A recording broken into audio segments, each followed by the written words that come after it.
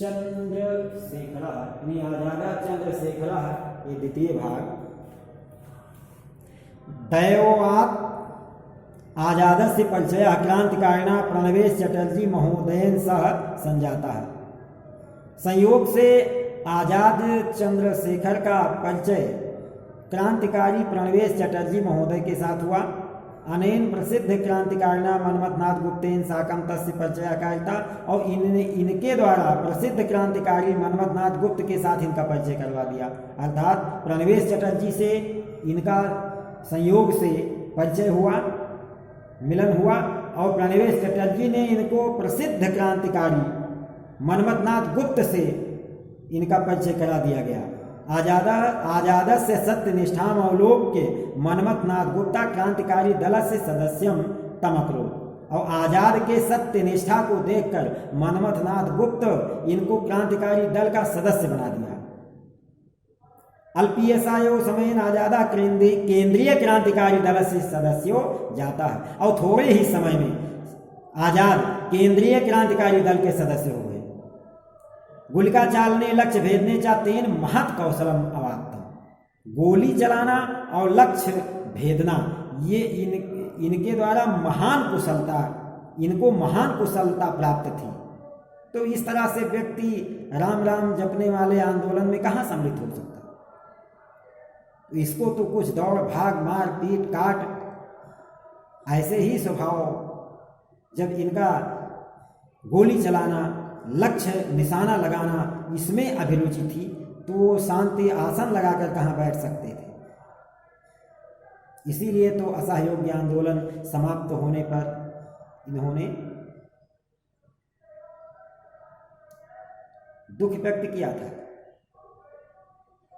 अतः सा तस्मिन् दले अतीव समादृता आसीत्, इसलिए वो उस दल में अत्यधिक सम्मानित हुए, क्योंकि गोली चलाने में निशाना लगाने में ये कुशल थे। 1519 वर्षे अगस्त मासस्य 9 तारिकायां जायमाने काकोरीकांडे आजादेन सक्रिय भागो गृहीता। 1925 में अगस्त मास के 9 तारीख को किए गए काकोरी कांड में आजाद के द्वारा सक्रिय भाग लिया गया। तस्मिन् अवसरे आजादा विहाय अन्य बहवः सहयोगिनः निगृहीताः शूलम् आरोपिताश्च। उस अवसर पर आजाद को छोड़कर अन्य इनके सभी सहयोगी कैद हो गए, पकड़े गए और फांसी हो गई। तदानीम परम दुखितो अपि आजादा क्रांतेर विरतो न जाता। उस समय बहुत दुखी होते हुए भी आजाद क्रांति से विलग नहीं हुए, अर्थात क्रांति अंग्रेजों के खिलाफ जो क्रांति ये प्रारंभ किए हुए थे उसको समाप्त नहीं किए, उससे विरत नहीं हुए, अलग नहीं हुए, अर्थात लगे प्रयुक्त, बल्कि क्रांतिकारी सेना या नायको जाता, बल्कि क्रांतिकारी सेना के नायक हो गए, क्योंकि इनके वरिष्ठ सब समाप्त हो चुके थे। तेनानेकानि कार्याणि कृतानि, उनके द्वारा अनेकों कार्य किए गए। अनेके अधिकारिणः आरक्षणाश्च हतः, अनेकों अधिकारी और सिपाही मारे गए। लाला लाजपत राय से हंता प्रधान रक्षी सैंडर्स नामधेयोपि आजादेन निहतः। लाला लाजपत राय को मारने वाला पुलिस अधिकारी सैंडर्स नामक को आजाद के द्वारा ही मारा गया, यानी आजाद ने सैंडर्स को भी मार गिराया था। 1933 वर्षे अप्रैल मासस्य 8 तारिकायां आजादस्य परामर्शेनैव सरदार भगत सिंह बटकेश्वर दत्तश्च विधानसभा भवने बम विस्फोटम अकुरुताम। 1929 में अप्रैल मास के 8 तारीख को आजाद के परामर्श से ही सरदार भगत सिंह बटकेश्वर दत्त विधानसभा भवन में बम विस्फोट किया। तस्मिन् समये चंद्रशेखरोपि विधानसभा भवनात् बहिः मोटरयानम् आदाय उपस्थितः आसीत्। उस समय चंद्रशेखर भी विधानसभा भवन के बाहर मोटरयान लेकर के उपस्थित थे।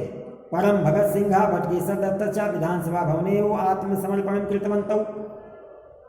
लेकिन भगत सिंह और बटकेश्वर दत्त विधानसभा भवन में ही आत्मसमर्पण कर दिया। पश्चात तौ दो शूलम आरोपितौ, और बाद में दोनों को सूली पर अर्थात फांसी चढ़ा दिया गया। एवं आजादस्य अनेके सहयोगिना भगवती चरण शालिग्राम प्रभृतयो मृताः। इस प्रकार आजाद के अनेकों सहयोगी भगवती चरण शालिग्राम आदि सब मर चुके थे। अतः आजाद चंद्रशेखरो नितराम खिन्न हो जाता, इसलिए आजाद चंद्रशेखर अब बहुत दुखी रहा करते थे। केंद्रीय क्रांतिकारी दल से सदस्यों यशपाल वीरभद्रयोः संदिग्ध आचरणेन तु आजादो विक्षुब्धो भवत्। केंद्रीय क्रांतिकारी दल के सदस्य यशपाल और वीरभद्र के संदिग्ध आचरण से आजाद दुखी रहते थे। यदा दलस्य सदस्याः एव विश्वासघातिनो जाता तदा तस्य दुखानुभूति स्वाभाविकी एव आसीत्। जब